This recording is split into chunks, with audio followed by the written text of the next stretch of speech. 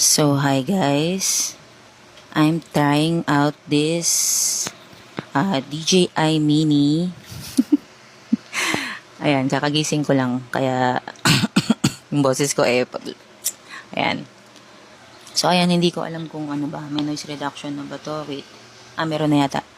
Kasi may ilaw na siya dito na yellow. So, obviously, binili ng asawa ko tong DJI Mic Mini dahil sa kanyang audio quality. Dalawa na to, bale, dalawang mic na to. So, ayan.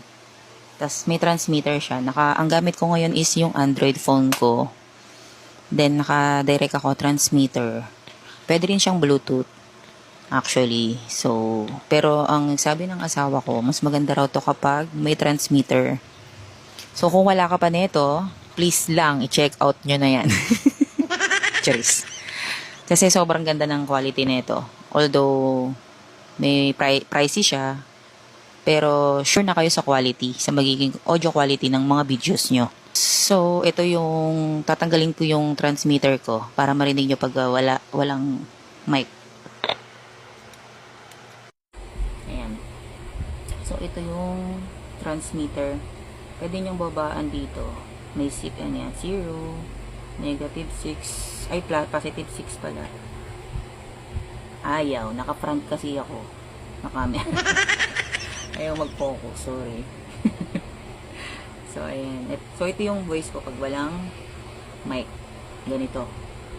Kasi tulog pa sila dun. Mubulong ako. So, babalik ko yung mic.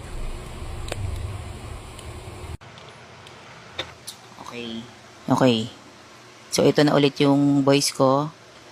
After kong mabalik yung mic. And may electric fan pala ako dyan sa likod. Ayan, no. Gumagana yan. So, ayan. Nilalagay ko na lang dyan yung sa baba yung yellow basket. Kung trip nyo rin to. Kasi, for sure, trip nyo to. Just. Ano na to? Ito na rin yung pinaka-charger niya. Ng mic.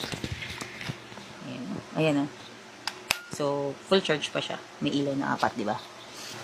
So, ito yung audio quality ko pagka walang noise reduction. Ayan, wala yung ilaw na dilaw dito. Ayan, so, i-on natin yung noise reduction. Ayan. So, ayan siya. Ganito siya. Tapos, meron siyang magnet dito. Ayan, sobrang kapit ng mic. Di ba? Ayan siya.